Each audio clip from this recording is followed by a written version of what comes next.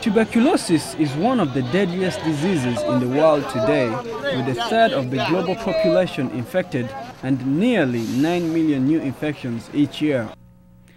Active TB most often affects the lungs, but it can also affect almost any other body organ. Dr. Copeland from Howard University Medical School is an ophthalmologist who has done extensive work in Africa. He says that one of the organs that can be affected by TB are the eyes.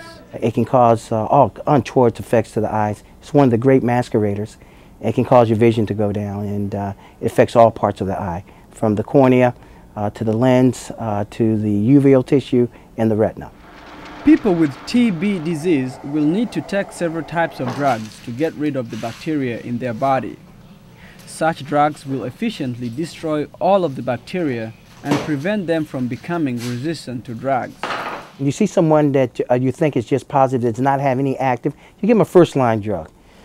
Individuals that have active disease, you give them second and third-line medications, and you like to start as quickly as possible. Once you make the diagnosis someone has active tuberculosis, then you want to start treatment. And treatment's up to a year to 2 years that you'll treat an individual. However, when the first-line drugs are not effective in fighting TB, the patient is then prescribed a second set of drugs.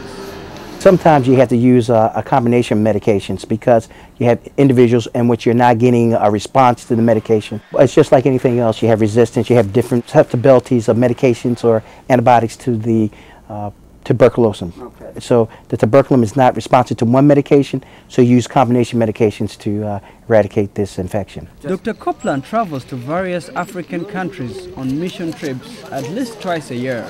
One of the objectives of his mission, he says, is to empower local medical workers by providing them with the necessary skills to cater to the medical needs of their communities. One thing we try to do, we try to empower the individuals when we go over to the countries.